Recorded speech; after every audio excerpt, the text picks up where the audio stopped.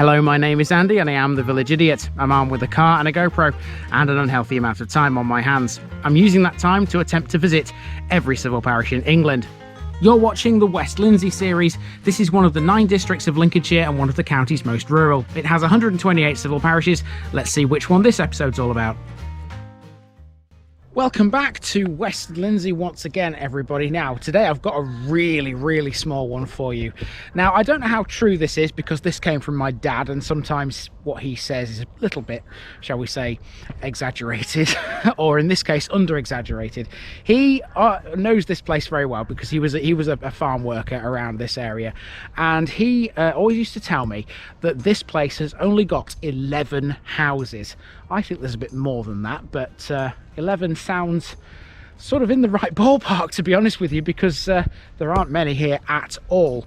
And even though there are only 11, apparently, I won't be catching them all because they're in 2 separate sections. You've got a handful down there. I've parked in this space here. There's some over there. Manor Farm is down there. And then the other way, you've got the rest, plus the church. And I'm going to go this way because I think that's the more interesting bit of this place. This is Broxholme.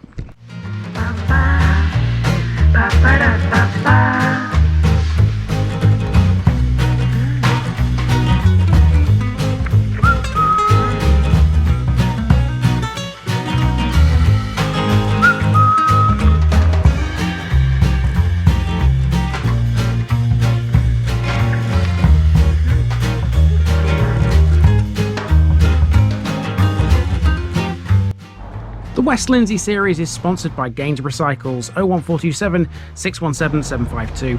For all your cycling needs, this is your one-stop shop, located at 20 Ropery Road or online at gainsboroughcycles.com. There's a link in the description.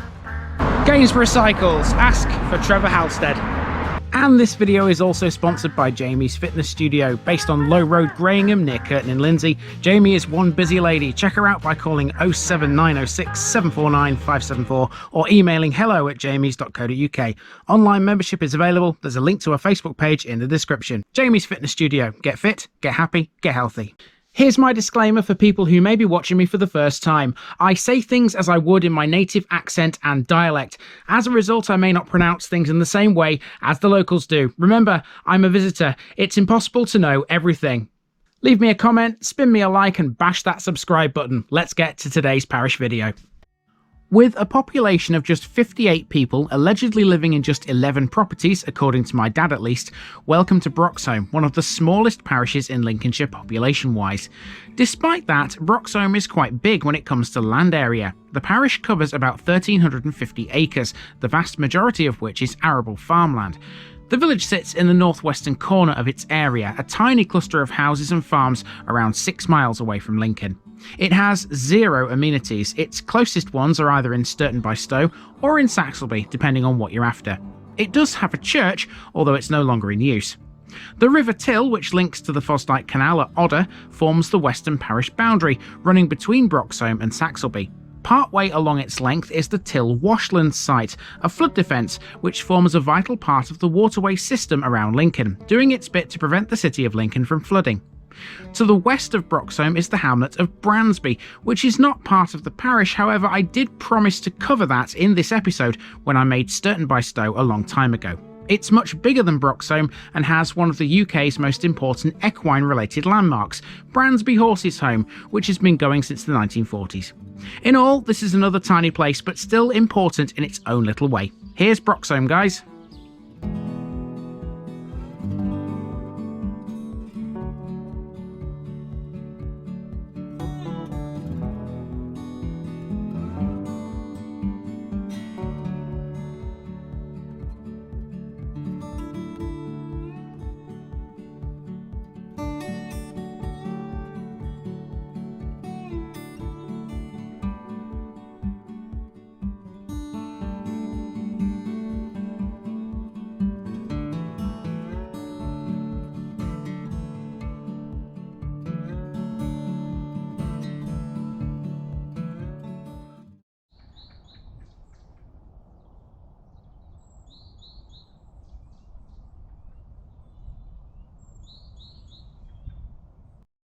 So if there are only 11 properties here, what do they look like? Well, at least 3 of them have carriers in their name, thanks to Carriers Farm. Broxholme has always been a farming-related settlement. These houses are surrounded by arable farmland and the peacefulness of the Lincolnshire countryside. The road they lie on is an unnamed country road, although some online sources do list this as Main Street. It's only really wide enough for 1 vehicle at a time. As you might expect, there are no amenities, although there is a postbox and a parish notice board. The red phone box, though, is empty, I'm afraid, folks. Broxholme does have a few listed buildings, despite being so small. One of them is the church, which we'll get to shortly. Another is the old rectory, which stands next to it. Also listed Grade 2 is Manor Farmhouse, which I mentioned at the beginning. It was built in 1843 of red brick with painted ashlar dressing. Well, I don't think my dad is far wrong, because I've counted 7 up to now. So in theory there's another 4 somewhere. Another one of them is down here, down Church Lane, and there's another one just there behind it, as you can see. Another one there, so that's 3 of them. So the 11th one must be along here somewhere. I don't know if it genuinely does have 11 or if it's a bit more than that, but it does seem a little bit bigger than just 11 houses. I think maybe he was underestimating what he said. It might have had 11 when he was working on the farms around here, but it's probably gained a couple since then. Anyway, one thing it definitely does have is a church, which is quite amazing considering how small this place is, and the church is right there. Let's talk about this next.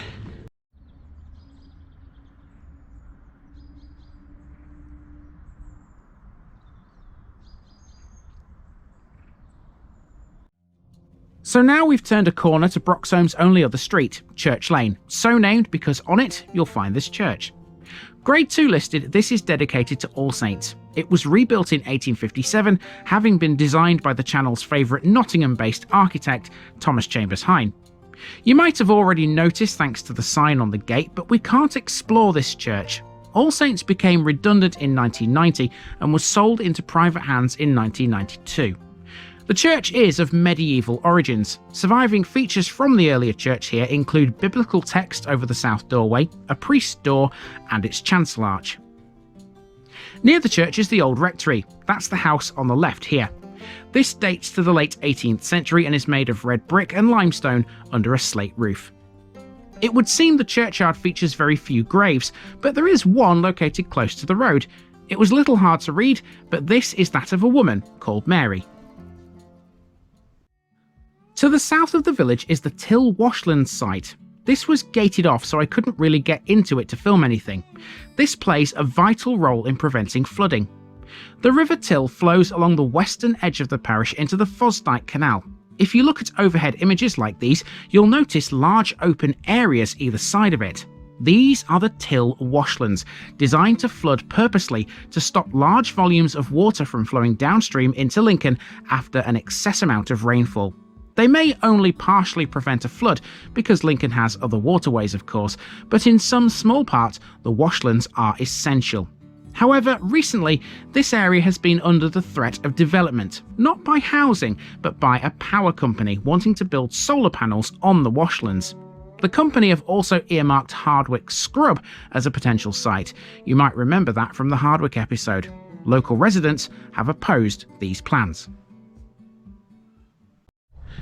And that's pretty much Broxholme. I think it is about 11 houses, you know. I'm going to labour this point as long as I can get away with it. I'm pretty sure it's, if it's not 11, it's very close to it anyway. It feels like it now that I've walked around it a bit more. There are a few other properties on a crossroads. If you were to go back down this road to the south, this eventually takes you to the A57. You go across a crossroads before you reach that. And there's a couple of houses there. Basically what the crossroads does, if you were to go left at the crossroads, that takes you to North Carlton. If you go right, it takes you towards Saxilby, and obviously straight down takes you to the A57. And on the A57 there's a hamlet called Odder, which is actually within Saxilby's boundaries, so it won't be featured in this episode. However, I I am going to make this video a bit longer. A long time ago when I made Sturton by Stow, I did promise I would cover Bransby because I didn't include it in the Sturton video. I was a bit short of battery on my camera. So from here I'm going to go to Bransby, and what I'd need to do is head this way up to Tilbridge Lane and take a left, and then left again, and that takes me down into Bransby. And the one thing that Bransby is noted for, really more than anything else, is Bransby Horses Home. So let's go and talk a bit about that.